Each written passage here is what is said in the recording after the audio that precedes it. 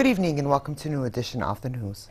Prime Minister Hani al-Mulki received Turkish Minister of Transport, Maritime Affairs and Communications Ahmed Arslan on a visit to the kingdom to discuss cooperation between the two countries in the transport sector as well as trade and tourism exchange.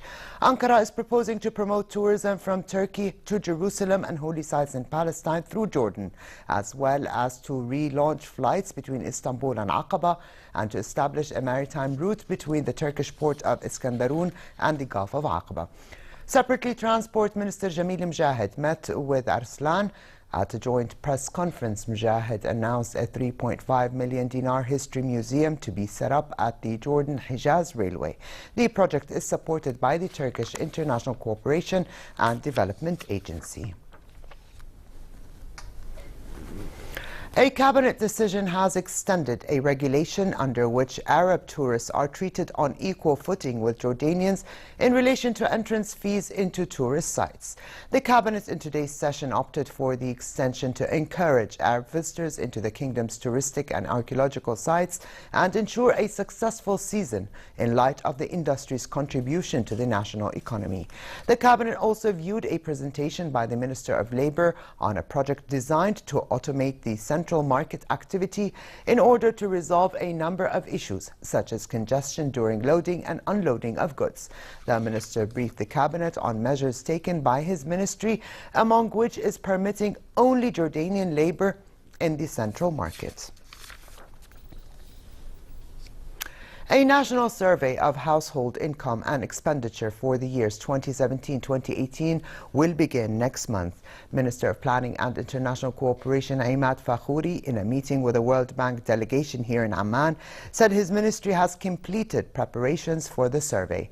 Present at the meeting was Director General of the Statistics Department, Qasim Zobi, who said the privacy of data collected will be protected, but aims at enabling the government to design policies to combat poverty and unemployment and determine the necessary development interventions. The World Bank is providing technical support for the survey.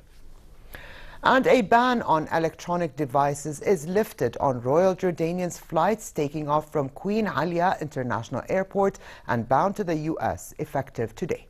RJ President CEO said enhanced security measures are now implemented to meet the requirements of the U.S. Department of Homeland Security's new guidelines for all U.S.-bound flights.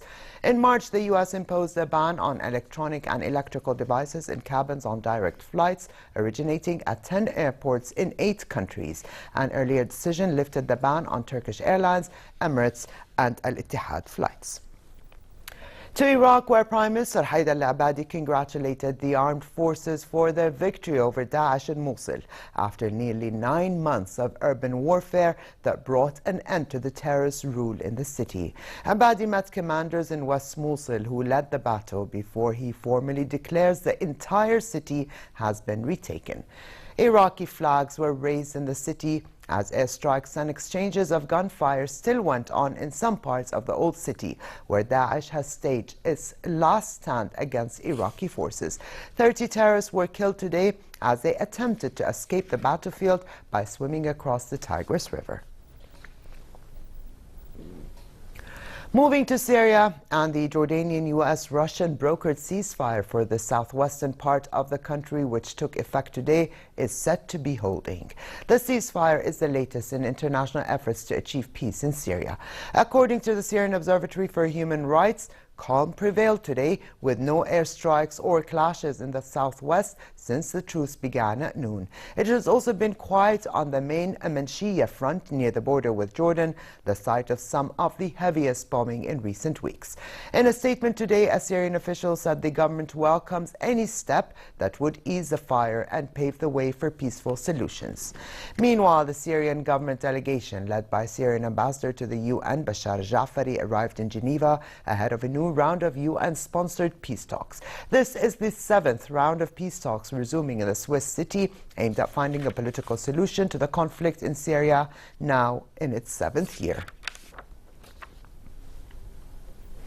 And U.S. Secretary of State Rex Tillerson is in Turkey for a 2-day visit to meet with senior Turkish officials. On arrival in Istanbul, Tillerson met with Turkish Foreign Minister Mevlut Cavusoglu to discuss the Syria conflict as well as other developments in the region. Tillerson arrived in Istanbul from Ukraine, where he met with President Petro Poroshenko, a visit seen as a sign of U.S. support. His next stop is Kuwait. U.S. President Donald Trump said he discussed forming a cybersecurity unit to guard against election hacking with Russian President Vladimir Putin. Tweeting after his first meeting with Putin in Hamburg, Trump said now is the time to work constructively with Moscow. The idea was criticized by Republicans who said Moscow could not be trusted after its alleged meddling in the 2016 U.S. election. Senator Lindsey Graham described the move as close to the dumbest he's heard, while Marco Rubio took to Twitter saying that Putin will never be a trusted ally. A local radio station's underwater broadcast in the Florida Keys National Marine Sanctuary attracted about 400 divers and snorkelers who listened to music and announcements advocating reef preservation. The Lower Keys Underwater Music Festival at Lukey Reef is part of the world's third largest living coral barrier reef. The playlist included the theme from The Little Mermaid, the Beatles' Octopus's Garden, and the theme from the iconic shark motion picture Jaws. The festival aims to encourage preservation of the Florida Keys coral reefs.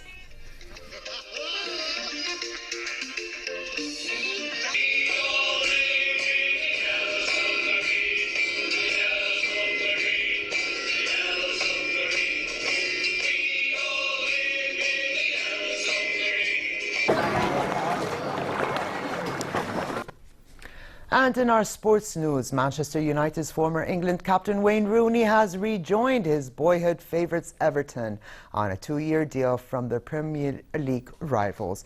Rooney scored the winner for Everton against Arsenal in the Premier League while only 16, but moved to United 2 years later for a fee of $32.23 million.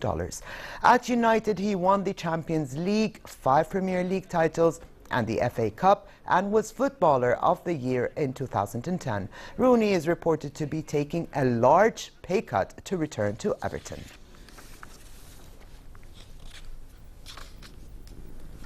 And finally, for a quick look at the weather. Starting tomorrow, the kingdom will be affected by a new heat wave accompanied by a seasonal depression that will bring hot conditions in most areas.